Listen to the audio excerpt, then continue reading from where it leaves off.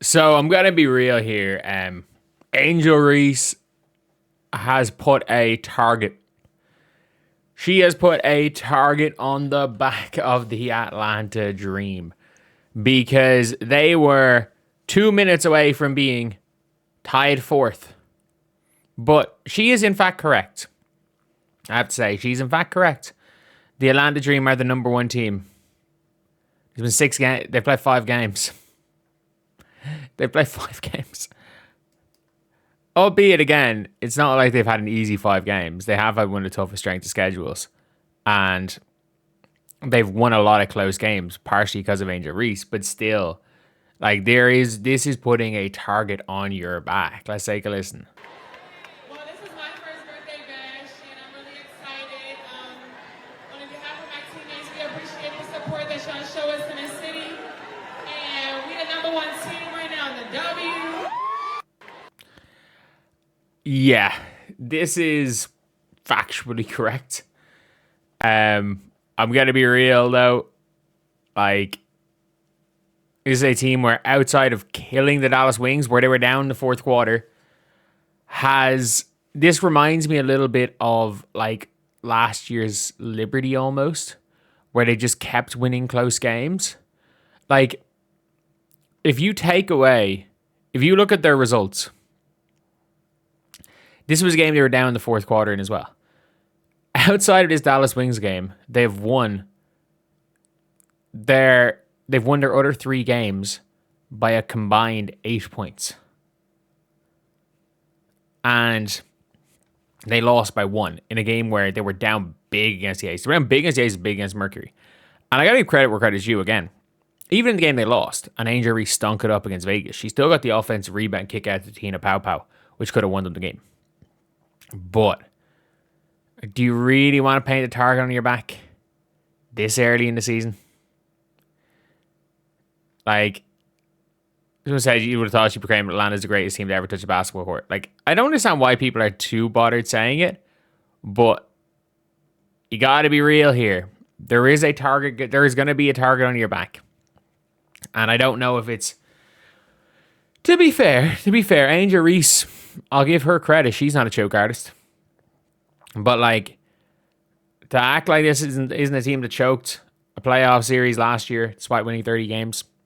This team were choke artists last year. But, look, in fairness, in Angel's defense, she's never been one to... I use the word, like, back down from a challenge, for being real. She's never been one to, like, not put a target on her own back. And it's not affected her play in any way, really. Like, the only thing I've ever seen affect Angel Reese's play was chasing the double-double streak. Outside of chasing the double-double streak in her rookie year, I don't think there's been... And just despising the Chicago Sky organization last year. Which, in fairness, like, I'm not holding that one against her. I'm not holding despising Chicago against Angel Reese. Like, if we're being completely real here, like, she's not the first and she's not going to be the last. I'm not going to. I'll stand by this. She's a superstar in the sense of, like, name recognition as far as WNBA standard. Obviously, on the court, she's I don't even know if there's a like for like, because, like, she's not Draymond passing. She's like Draymond defense without the playmaking with Rodman rebounding type, which is kind of maybe slightly better offensive Rodman. But it is it's the one of those things where it's like, this now is not, she's not wrong. It's not a bad thing. But if you're going to prematurely victory lap, you got to back it up. And you being like, oh, you would never say this about the Fever. Oh, yes, I did. Oh, yes, I did. If you guys don't remember, it's the biggest problem I've ever had with the Now You Know campaign, was that the Indiana Fever prematurely victory lapped to be a 500 team.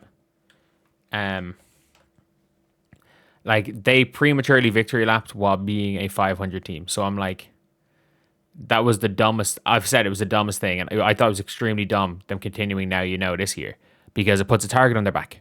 Teams were coming out, beating the Fever, and were hashtagging now you know last year. Like, it's one of those things where it's like, you have to be, if you're going to speak like this, if you're going to prematurely victory lap, you've got to back it up. You've got to back it up. She didn't quite go, not 5, not, like, obviously, she's 50 steps below. Not 5, not 6, not 7.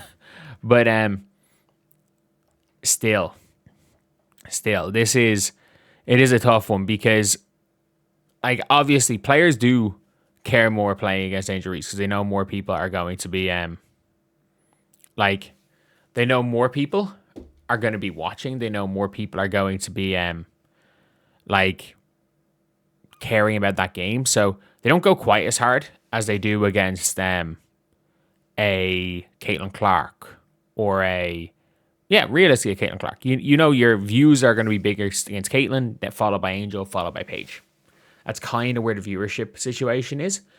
But at the end of the day, players do absolutely go harder against the Atlanta Dream than they do against, for example, the Seattle Storm or the Mercury, who are, by the way, completely garbage so far this year. But yeah, like, I don't know how I really feel about this one. Like, look, if I am